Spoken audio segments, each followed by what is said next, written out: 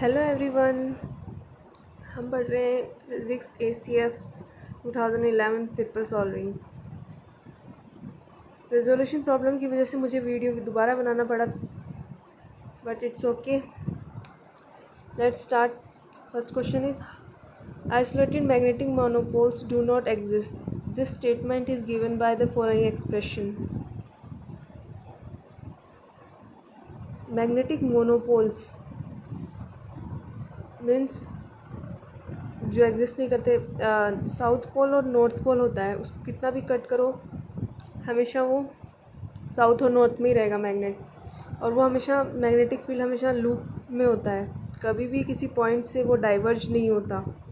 Means उसका जो divergence होता है किसी सोर्स या पॉइंट से हमेशा ज़ीरो रहता है। तो आप समझ गए होंगे इसका कौन सा ऑप्शन करेक्ट होने वाला है।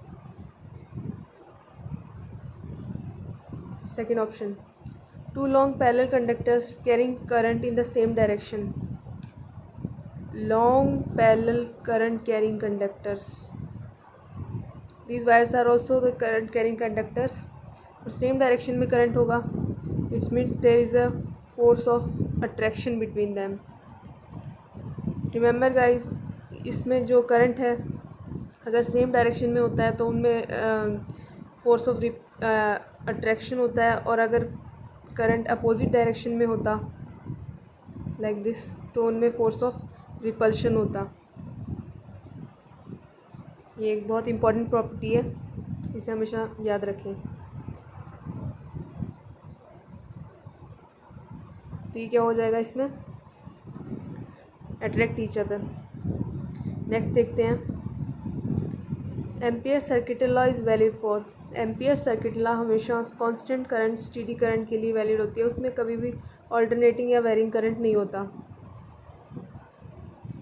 नेक्स्ट देखते हैं, a current is pass through a hanging coil spring of copper, the coiled spring will. देखो गाइज, एक स्प्रिंग है, उसमें करंट पास हो रहा है,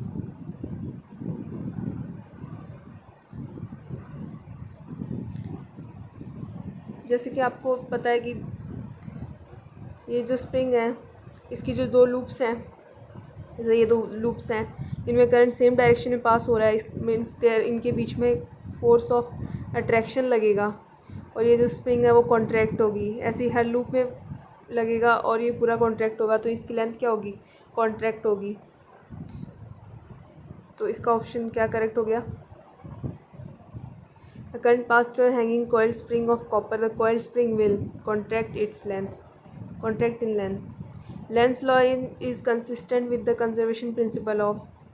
लेंस लॉ क्या बोलती है कि किसी कॉइल में करंट फ्लो होता है या फिर वो एक फ्लक्स इंड्यूस होता है जब हम किसी मैग्नेट को उसके पास लाते हैं या दूर ले जाते हैं।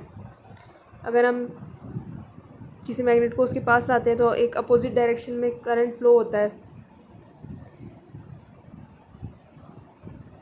या फिर फ्लक्स इंड्यूस होता है, मैग्नेटिक फ्लक्स। तो हमारी जो मैकेनिकल एनर्जी है वो किस में कन्वर्ट हो रही है, इलेक्ट्रिकल एनर्जी में। इसमें करंट पास हो रहा है, तो यही लेंस लॉ है basically.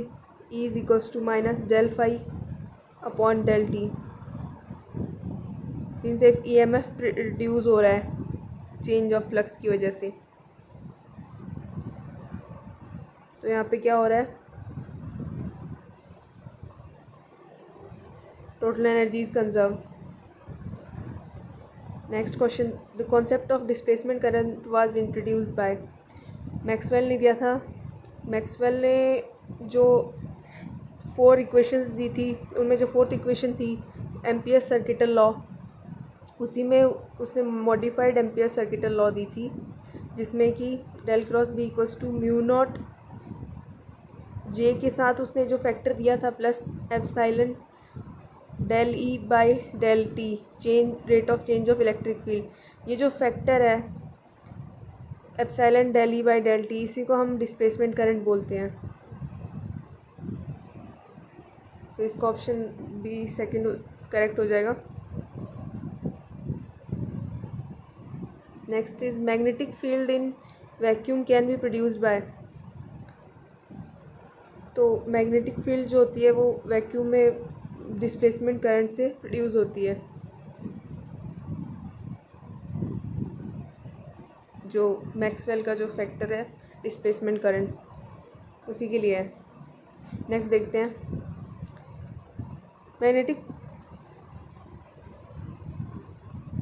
In charge free space del dot D is equals to zero because जो यहाँ पे चार्ज फ्री स्पेस है ये डेल डॉट डी ज़ीरो को रिप्रेजेंट कर रहा है, क्योंकि बिकॉज जो हमें पता है गॉस डाइवर्जेंस थ्योरम से जो डेल डॉट ई होता है वो रो अपॉन एप्सिलॉन होता है, और ये जो अगर और जो रो मतलब एप्सिलॉन होता है उसको डी के टर्म्स में भी लिख सकते हैं एप्सिलॉन ई को।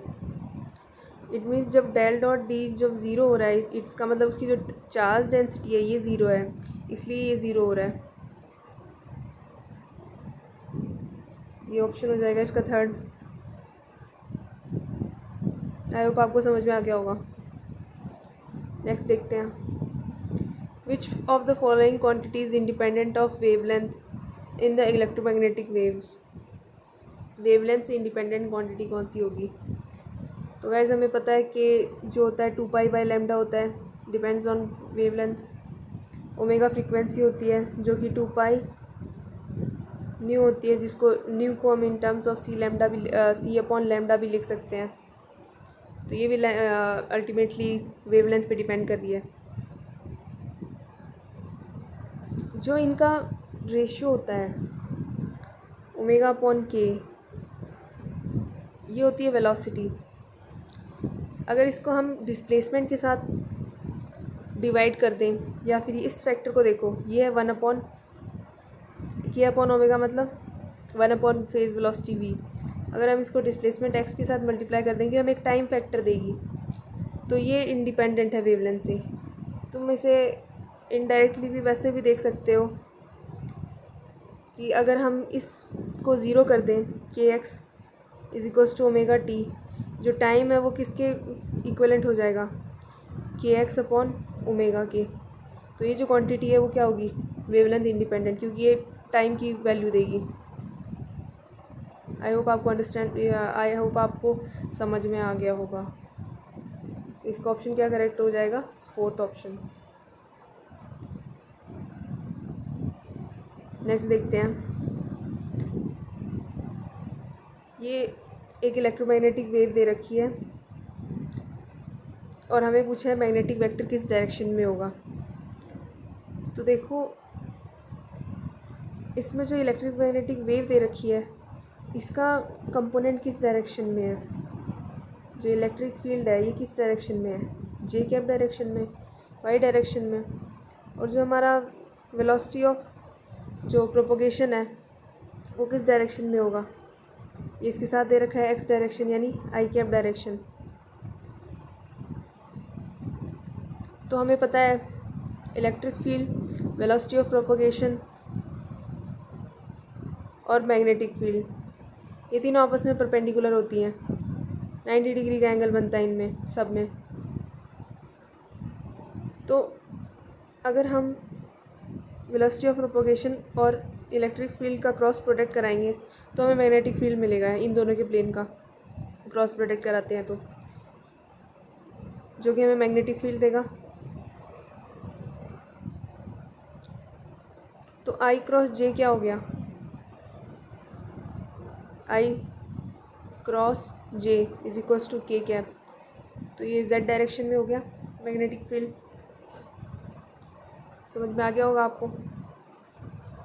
बढ़ते हैं नेक्स्ट क्वेश्चन की ओर। The velocity of light in free space is given as. Free space में वेलोसिटी ऑफ लाइट कैसे देते हैं? तो आपको पता है फ्री स्पेस में जो वेलोसिटी ऑफ लाइट होती है वो होती है म्यू नॉट एप्सिलॉन नॉट का under root 1/। The ratio of the next question देखते हैं। The ratio of the phase velocity and velocity of light is. देखो फेज वेलोसिटी होती है ओमेगा अपॉन के और वेलोसिटी ऑफ लाइट होती है सी। तो इनका जो रेशियो होता है ओमेगा अपॉन ओमेगा अपॉन के और सी। ये हमें एक टर्म देता है, वो होता है रिफ्रैक्टिव इंडेक्स को डिफाइन करता है। और ये हर मटीरियल, क्योंकि जो फेज़ वेलोसिटी होती है हर मीडियम की अलग होगी, सो ये जो डिपेंड करेगी ये एक मीडियम पे, हर मीडियम के ऊपर डिफरेंट होगी, तो ये रिफ्रैक्टिव इंडेक्स पे डिपेंड करेगी जो सबकी अलग अलग होती है। तो इसका आंसर क्या हो जाएगा? Depends on the medium in which light travels. If r vector, एक आर वेक्टर दिया हुआ है x I cap y J cap plus 3 k cap, the value of curl r vector is given as, मतलब r vector का curl पूछा है हमें। आप सबको कर्ल निकालना आता होगा, आई कैप जे कैप और के कैप करें और इनके नीचे डेल अपॉन डेल एक्स जो ऑपरेटर है वो लिखते हैं, del upon del y, del upon del z, और जो आर की वैल्यू है एक्स वाई और 3, ये लिखने पे इनका जब हम डिटर्मिनेंट निकालेंगे तो हमें 0 मिलेगा। आप इसे करके देखिएगा। कल निकाला मैंने आपको बता दिया, आई कैप जे कैप इनके नीचे ऑपरेटर और फिर आर की वैल्यू, इनका जब डिटर्मिनेंट निकालेंगे तो हमें 0 मिलेगा। तो इसका कर्ल क्या हो गया? 0।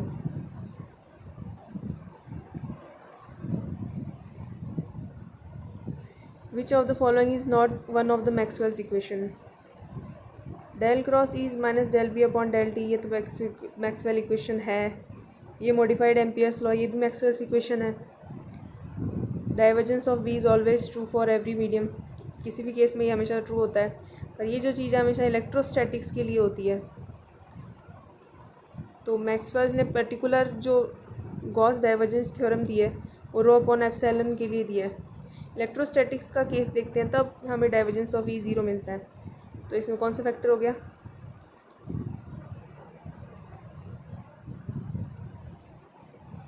Second option is correct. Next देखते हैं, if electric potential due to some charge distribution is given as, ये हमें इलेक्ट्रिक पोटेंशियल दे रखा है और देखो ये रेडियल डायरेक्शन, रेडियल में दे रखा है और हमें कार्टेशियन में पूछा है, और यहाँ पे हमें इलेक्ट्रिक फील्ड पूछा है। तो हमें पता होना चाहिए इलेक्ट्रिक फील्ड क्या होता है, negative of divergence of potential.